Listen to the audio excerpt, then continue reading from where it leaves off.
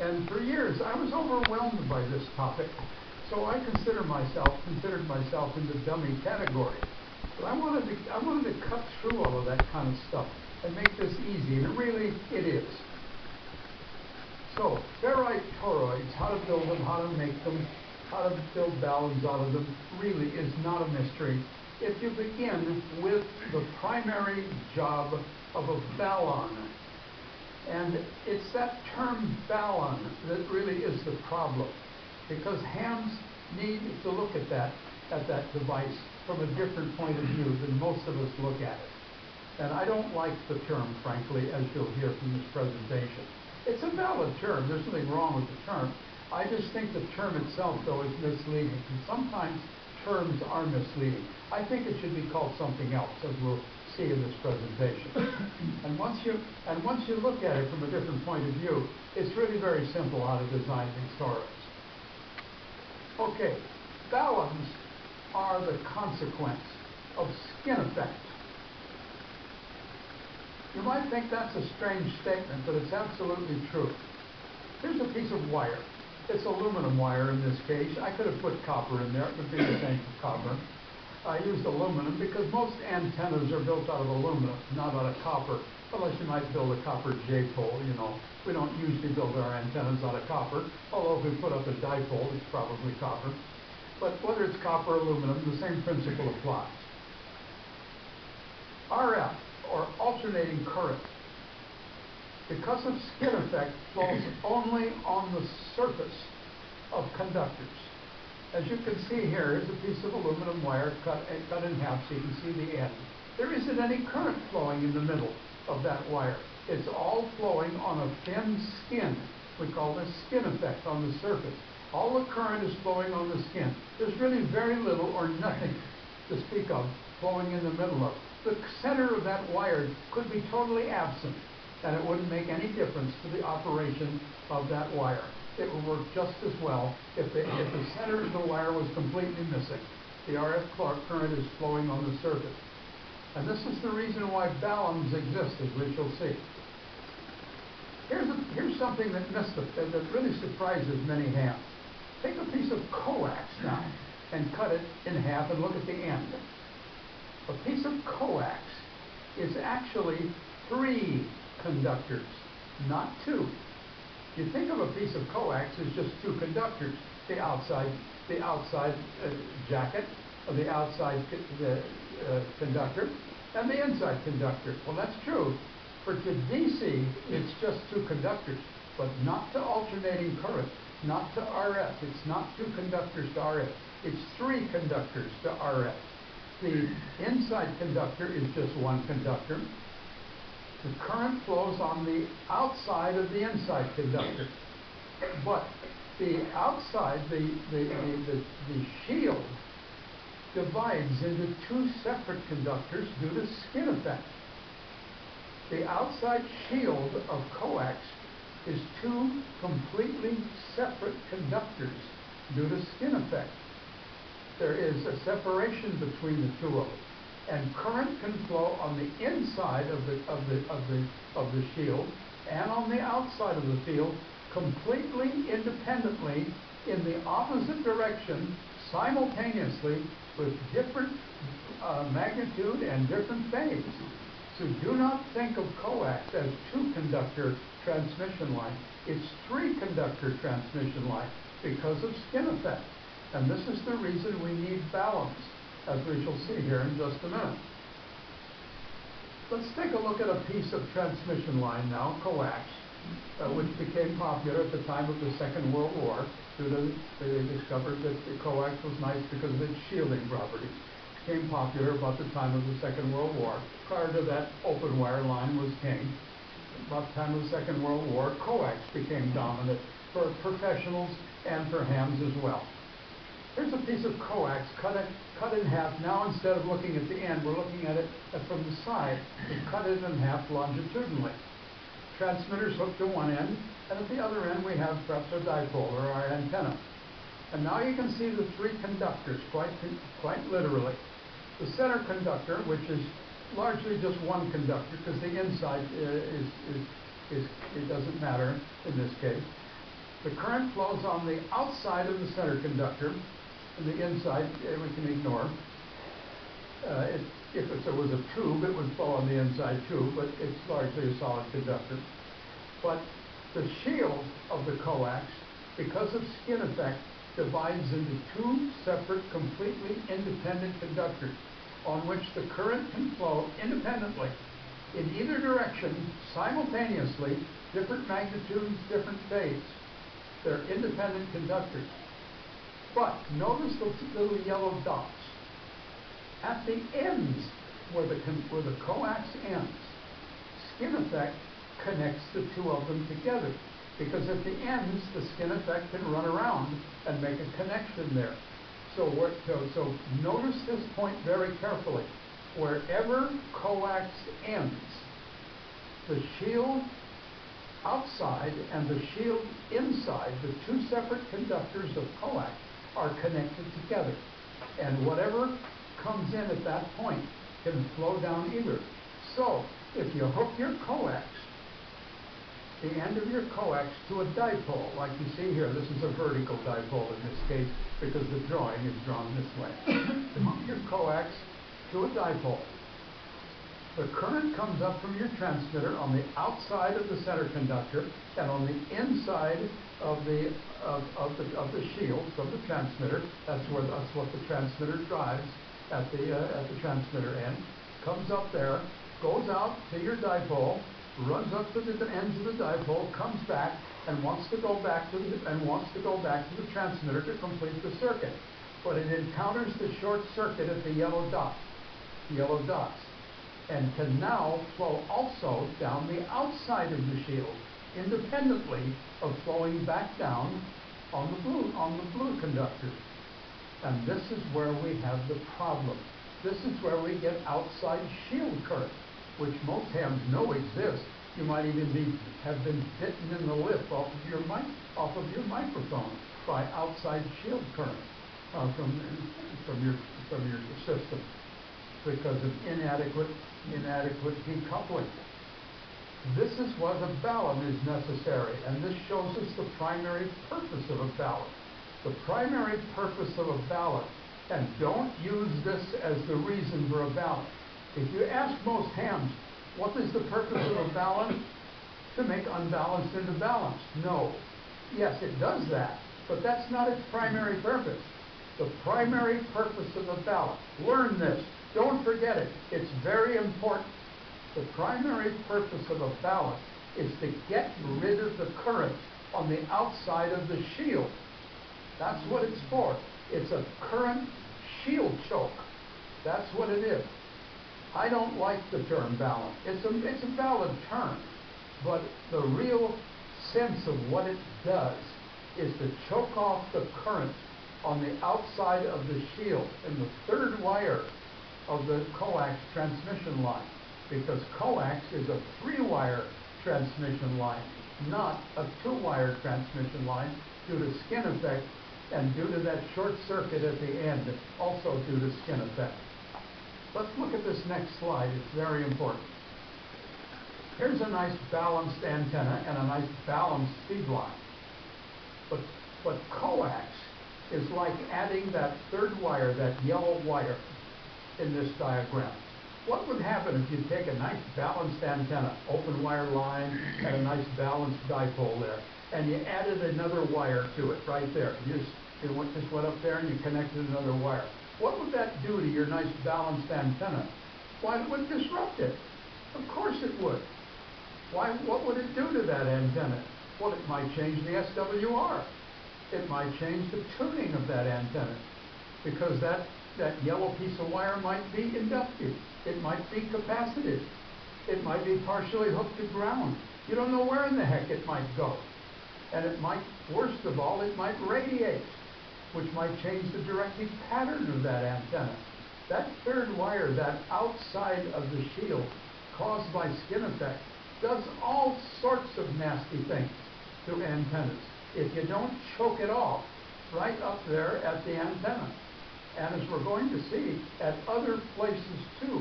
And this is a big eye-opener, as you might find out here in this presentation.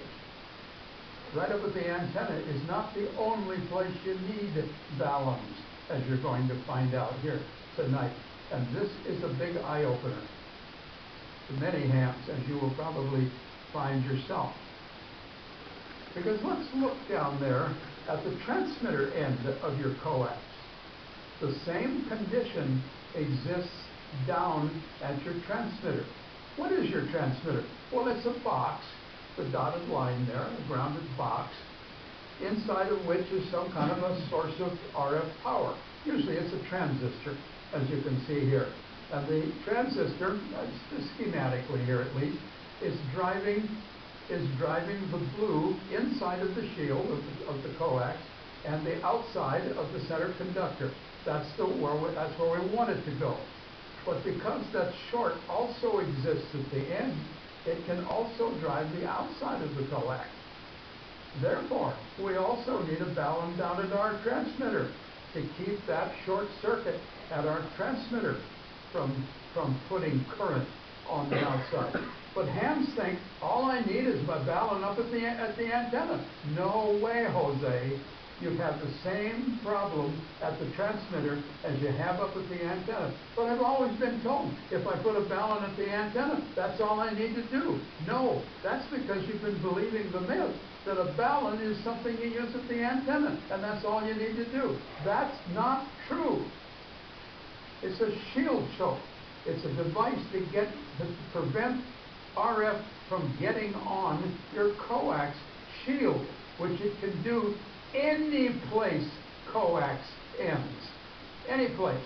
Transmitter, antenna. Shield choke is also necessary at the shack. So, what is the primary job of all baluns? To choke off outside shield current because of skin effect. Now, a secondary job of a balun may also be to be an impedance transformer. 4 to 1, 7 to 1, 9 to 1, whatever. But the primary job of a balun is to choke off outside shield current because coax is a 3-wire transmission line. It's always an outside shield current choke. That's what I like to call baluns, outside shield current chokes. Now, before we go any farther, and you can download this calculator later. You're probably making a recording of this, but if not, take a picture of it. Take a picture of it with your cell phone, and you can get this calculator. Or you can go to my website, w6nbc.com/slides, and you can download all these PowerPoint slides that you're looking at here tonight. w6nbc.com/slides, and you can download all these slides. So you can get this calculator. It's the Coil 32 Net Online Calculators, and you can get this great little calculator from Amazon Ferrite Toroid for designing ferrite toroid calculators. If you want to be able to design ferrite toroid calculators, you need this little calculator. I'm going to show you how to use it and how simple it is. And here's the calculator, again with the little URL up there at the top for you to, if you want to write it down again. It's a simple little calculator, piece of cake. Anybody can use it. And this is what I'm going to show you how to use it, how to design a toroid balun tonight, right here in this presentation. And all we're going to need is to figure out the material of the toroid. That's the mix. You've probably heard that term, the mix of the toroid. Mix 43, mix 31, mix 61. There's the common mixes that hams use. By the way, that's the only 3 mixes you'll ever need. The dimension of the toroid, that's the size, how big it is in diameter. And there really are only 2 sizes you'll probably ever need, 2.4 inches and 1.4 inches. And then you're going to need to run a little bit of a formula to figure out how much inductance you need to put on that. That determines the number of the turns. Then you push that little blue button, and it'll tell you how many turns of wire. It's that simple, and you'll get a result of the number of turns. You take the toroid you can purchase from several places, wind that number of turns of wire on it, and you've got yourself a balun. That's simple, and we'll see it here. Okay, let's show you how to pick a toroid, first of all. You pick a toroid by the mix and the size. The mix determines the frequency, and the size determines the power. Okay? That's the first step in picking out a toroid. Step number one, pick a toroid by frequency and by power, and that's very simple. This is a little chart. You don't need to memorize this chart or go get it or keep a copy of this chart. I'm just showing it to you for a little, so you can see it here. Here are 5 common toroid ferrite mixes that you might encounter, but you only need to remember 3 of them. Mix 61 if you want to build a ballon for VHF, and mix 43 and mix 31 if you want to build a ballons for HF. A lot of hams swear by mix 31. They say, oh, that's the one to buy. That's the in mix. It isn't any better than 43, believe me. 43 is just as good as mix 31. It just may need a couple more turns of wire on the toroid. That's the only difference. Mix 43 works just as well as mix 31. I use mix 43 for all of my toroids, all my ballons. Why? Because you can buy them surplus for a lot less money than mix 31. Don't let the hams who think they know the hot ticket say, oh, you got to use mix 31. You don't. You can use it if you want to. It's just a little more magnetic, that's all. That's the only difference between mix 31 and mix 43 as far as building ballons. How magnetic it is, how permeable it is, with the Greek letter mu. But don't remember these technical terms, they're not necessary. Just remember, mix 43 and mix 31 are for HF, mix 61 is for VHF. That's all you need to remember for making ballons out of toroids. Mix 73 might be used if you wanted to build switching transformers, but few hams ever do that. Mix 67 you might want to use if you want to go higher than VHF up into pure UHF stuff, although mix 61 works at UHF too. Just remember, mix 61 for UHF, VHF, mix 43 and 31 for HF. Don't bother with anything else. This little chart is just shown just as a show and tell here. You don't need to remember it. Now, here's a little article you might like to get. This is a useful little article, so, and again, you can get these slides from w6nbc.com/slides. You can get it, so don't worry about writing it down. You can get it from there. This is an interesting little article written by Karl Leutzschwab, good German name, K9LA. And it's a little article, by the way, you'll notice the chart over on the left. It's the same little chart I just showed you. It's a little article on how to identify unknown ferrite cores. You might go to a swap meet and you see a box full of ferrite cores and buy some of them for nothing. He shows you how to identify what the mix of that core is. If you've got an MFJ 259 or a nano VNA, all you do is run a loop of wire through it, do a couple of little measurements with the MFJ 259 or any other antenna analyzer or nano VNA, and it'll identify what the mix of the core is. Useful little article. Or you can just go to the internet and search for Name That Core by Karl Leutzschwab, and you'll get this article. It's a good little article to have for reference. Okay, how do you pick the size of the toroid? Very simple. If you want to run a kilowatt, you buy an FT240 toroid. What's a 240 toroid? 2.4 inches in diameter. That's how they're designated. FT240 means ferrite toroid 2.4 inches. The 43 is the mix. So toroids are designated this way when you go out to buy them. FT for ferrite toroid 240, 2.4 inch, mix 43. That's an HF toroid. If it was a VHF toroid, it would be an FT240 mix 61. That's all. It's easy. That's good for a kilowatt, full legal limit. If you want to build belt and suspenders, or if you want to run key down digital modes, we'll make a stack of 2 of them. Put 2 of them in a stack and wind the same number of turns on it. that means the core won't run quite so warm, that's all. But you can do the same thing with a stack of 2 of them if you want to be a little safer. If you only want to run 100 watts, buy an FT140. That's a 1.4-inch toroid. And that's all you need to know. And the mix is 43 if you want to build an HF. The mix is or 31 if you want to do that.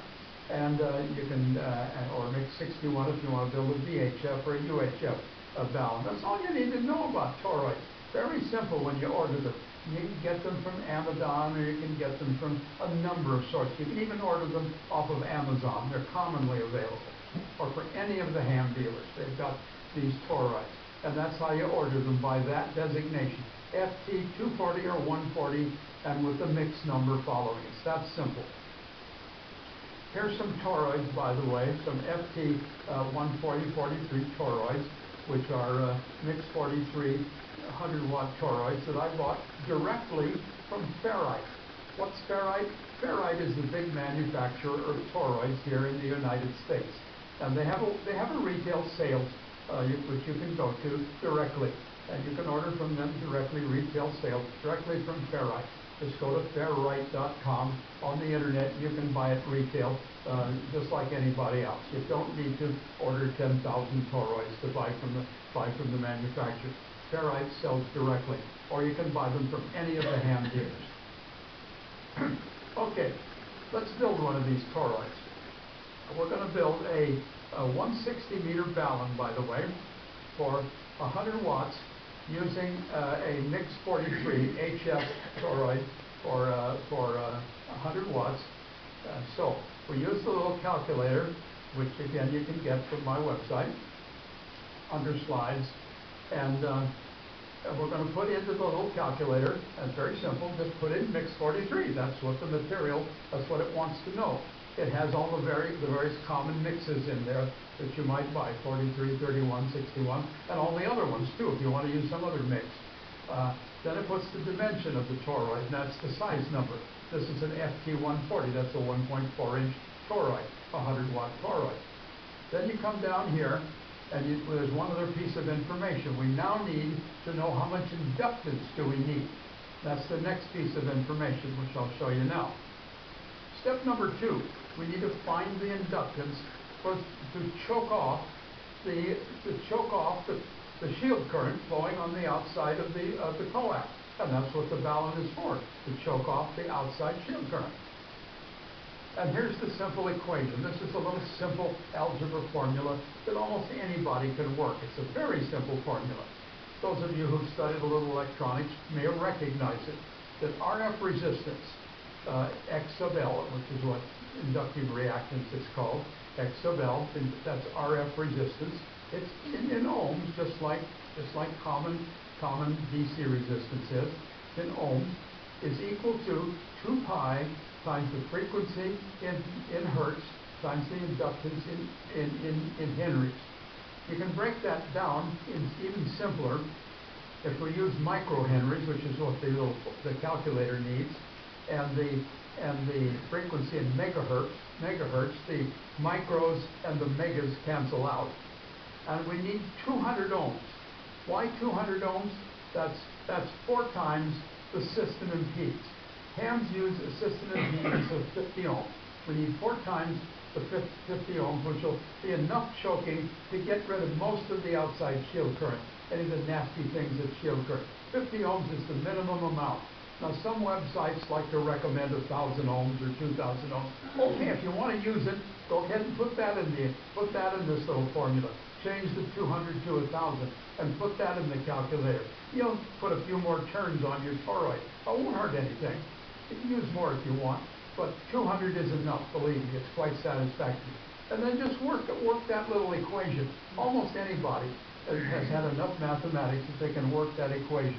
Just put in the number of microhenries you need on that toroid is just 200 divided by 6.28 times the frequency in megahertz. So if you want to build a toroid for 1.8 megahertz, you just put in 1.8, multiply it by 6.28, and divide 200 by that number, and you'll get the number of microhenries. But if you're not even that good at math, look at this little table, which you'll get from my website. There's the number of microhenries you'll need for all the bands from 1.8 to 28, or 160 meters to 10 meters. So we're going to build a 1.8 megahertz ballon, or a 160 meter ballon, which, by the way, you can use for all higher bands. If you build a 160 meter ballon, you can use it for 80 meters or 60 meters or 40 meters just as well. It just chokes more. There's no harm in choking more. You can build it. So if you build a 160 meter ballon, it'll work for all the higher bands as well. So you may as well build a 160 meter ballon. Although you don't have to. If you don't ever work 160 meters, you can build it for a higher band and use less windings on your toroid. But we're going to build here with the calculator a 160 meter 100 watt ballon. Okay, we now have all the information we need. We're building a Mix 43 HF ballon. We're going to build a 100 watt ballon, and we're going to build it for 160 meters. And we looked up the amount we calculated the amount of microhenries we need for 200 ohms choking impedance, which is what we need in the turns and then we push the little calculator button, the little blue button of this calculator, and we'll get the answer. And it will give us an answer of 4 turns. That's what we get, 4 turns that we need on that lot ballon. And that's all we need to do to design this toroid. Piece of cake. So let's build one. Let's physically build one. And here it is. There is the simple little ballon. It's a 160 meter, 100 watt ballon built for 160 meters, all bands for 160 meters, in a little box that I bought off the internet from, I forget the name of the company, but it's a readily available company. And by the way, it uses zipcord. Why did I use zipcord? Because zipcord is almost perfect 50 ohm open wire transmission line. You might not know that, but zipcord makes excellent 50 ohm transmission line. That's an interesting fact. But that's an interesting little build. Any of you could build one of those little boxes. Interesting little thing. By the way, this particular little ballon is in the current issue of On the Air magazine, the January-February issue of On the Air magazine. I wrote this little article for the magazine, and it's in this month's issue. So if you're an ARRL member, you can get this very article by just going to the website. You can read it there in the January-February issue of On the Air magazine if you're an ARRL member. Now, one of my attendees at one of my other sessions who saw this same presentation sent me this picture back. He built one of them in a little different box. This is his little ballon that he built. Used a couple of banana jacks and an SO2-39. And I noticed this little box. I thought, boy, that's a nice little box. I wonder where he got that box. Because that looks like a 4-inch conduit box that you can buy down at your hardware store, an outdoor conduit box with the little brass inserts and the little thing to seal up with a sealable thing. And it's an SO2-39, and that's an FT140-61 ballon toroid, and he used the calculator, the 6-turn one for EHF. I said, where did he get that little box? So I wrote back to him and said, and he sent me back and he told me where he got the box, and it comes from this little company, Zool Kit, waterproof plastic project boxes. Comes from that company, which you can find on Amazon, and there's the URL for it. Zool Kit waterproof plastic box. Again, you can just download the slides from my website, and you'll get that. And also mpja.com, which is another source that has a number of these little boxes.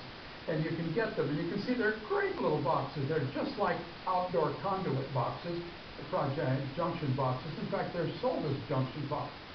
And they have the little gasket, the little brass screw inserts, and a little boss in the bottom for mounting circuit boards. And they come in all sorts of sizes, from this little tiny one which is what he used, up to great big ones, which you can build all sorts of outdoor boxes with.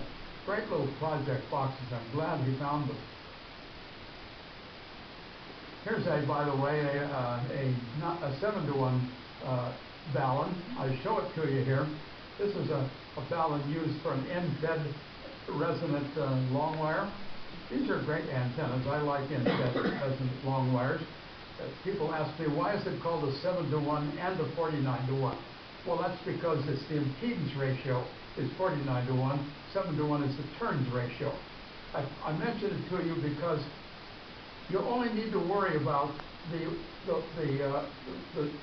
small number of turns side, the side hook to the coax. That's the one you need to calculate for with the calculator. The 7-to-1 7 side is more turns than it will have more than adequate choking. So calculate for the side of the Ballon hooked to the coax, which in this case is 2 turns.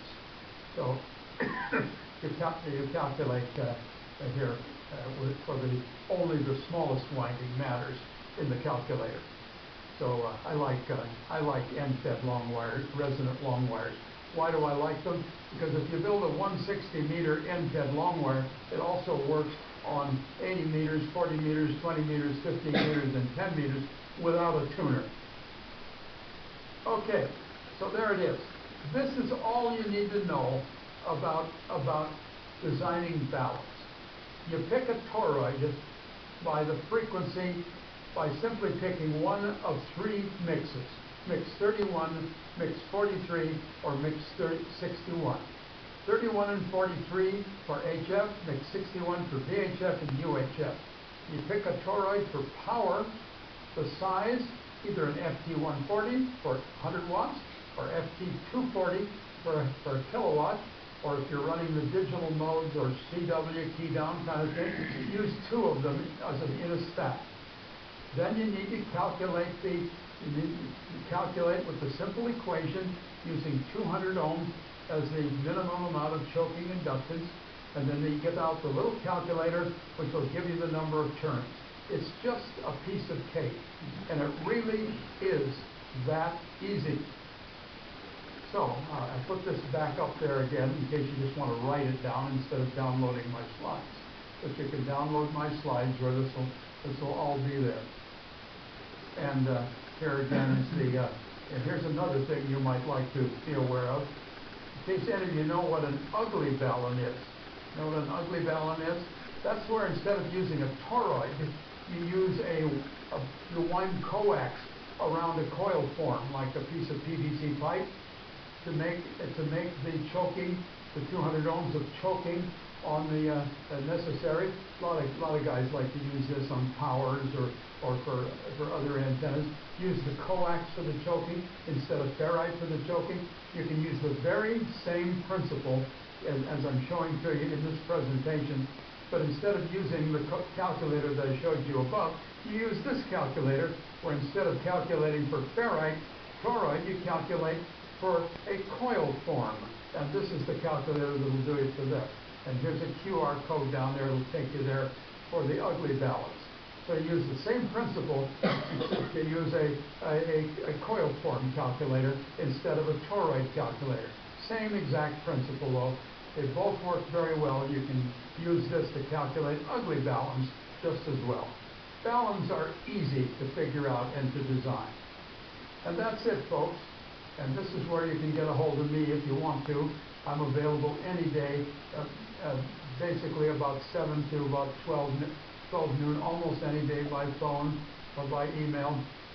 I say you can get a hold of me. That's my QR code, and there's my email address. Welcome your calls or your emails any day to answer questions. And that's all. That's my doggie. And no, she does not have a German call sign. I just like to pretend that she does.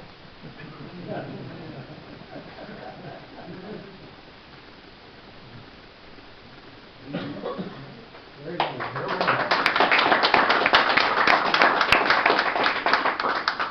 Now I have one question for you. A lot of people will will not run balance. It just may make like a 10-meter quarter wave, a 10-meter half wave. They direct feed it. Or if they're running uh, mo- a mobile antenna. How, if, I'm having a hard time understanding you. You're so much room echo. Did you get any closer to the microphone? oh, that's Mike, okay.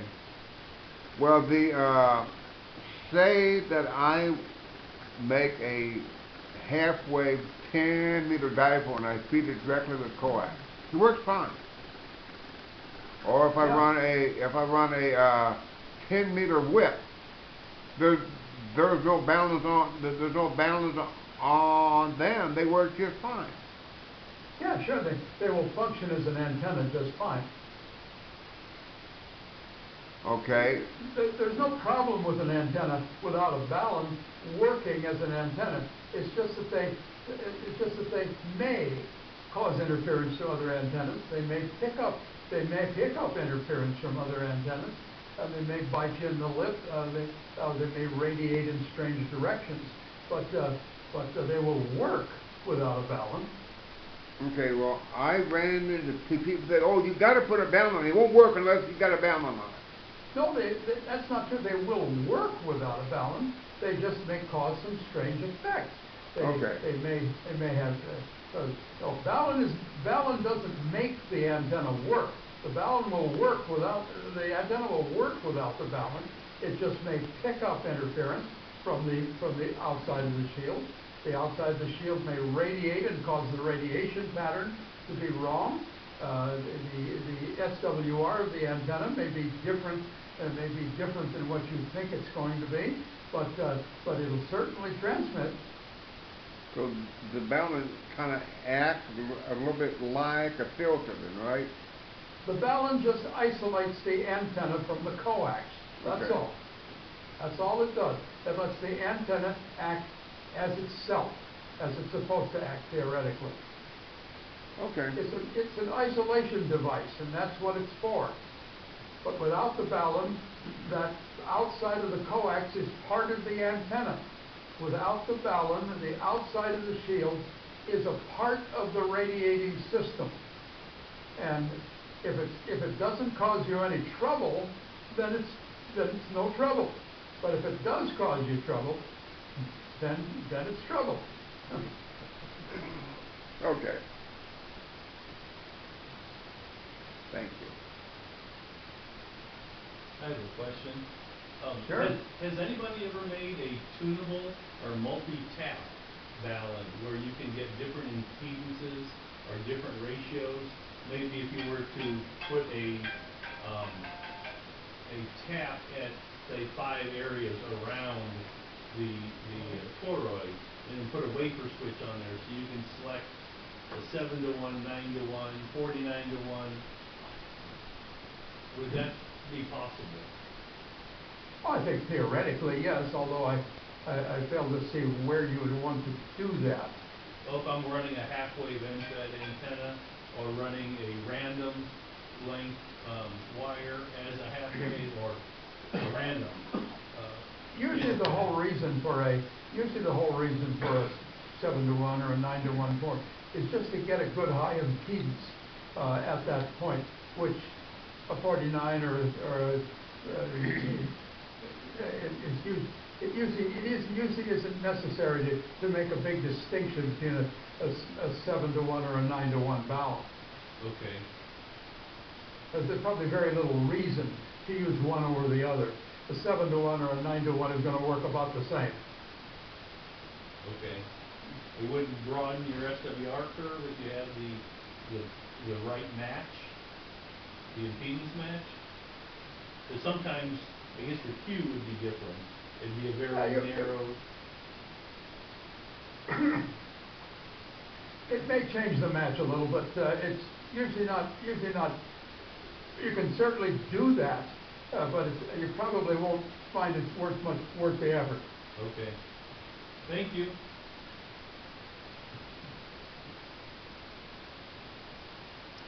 But What's interesting is recently a good ham friend of mine, a local ham friend of mine, is that we've been working on an RF sniffer to sniff out RF on the shield of coax. And what he's been finding is how important it is to also have choke balance down at your transmitter to prevent the RF from getting onto the shield of the coax down at your transmitter. Hams think as long as I've got a balun up at my antenna, I'll never have any current on the coax. That's not true. That's just not true. You can just as easily get RF onto the coax down at your transmitter, because the coax ends down there, and the short circuit on the coax is down there just as well. You need to choke your coax everywhere that the coax ends. So I have chokes on my coax at both ends. That's very important, and that's something a lot of hams do not understand. Question, John. Sure. I use an end-cut antenna, and down in the shaft I have a choke, keep stuff out of the shaft and things like that. And I have a 9-1, what the manufacturer calls an un-un. Could you quickly talk about, is there really any difference between a balun and an un-un, or is it just more terminology versus what it actually does? Any place I've got a choke, any place I've got a coax terminating into a device, I hang ferrite, I hang 1-to-1 chokes. It can't hurt. There's no way you can hurt by hanging a 1-to-1 choke or a ferrite clip-on the coax in your system. You put them on all your cables. You may as well put them on all your coaxes at the end, wherever you've got them. A great insurance on preventing difficulties. It's so easy to get current on the outside of your coax, and it might not even be coming from your transmitter or from your antenna. It might be coming from another coax that my friend Jim discovered. He was getting RF on his 80 meter antenna from his VHF antenna, which was passing by. Easy to get RF on the outside shield, because it's a separate independent wire hanging there connected to your antenna. Another question, John. If you and your buddy get this sniffer together, would you do a presentation on that eventually, or maybe put out some plans on building one? Can you hear me, John? I didn't get most of that. Too much echo. Oh, okay. I've got the microphone here now. Yes. If you and your buddy get together on this RF sniffer, are you going to do any presentations on that, or maybe? Yes, it's coming. Okay. It's coming. Yes, definitely. It's in development right now. I don't have it yet ready, but it'll be released. So keep an eye on my website for it. It'll be out presently, and you can have me back for a presentation on it. I've got part of it here in my hand. Okay, thank you. Yeah.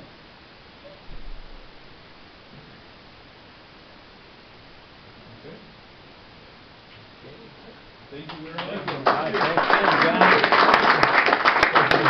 Have me back anytime, and I'll go see if I can find an AM station I can zero beat. I love the name of your club. I'm gonna ask on my next local net here if anybody knows what zero beating is. Thank you very much, All right. John. So all the best of you, and I'll bid you 73. 73.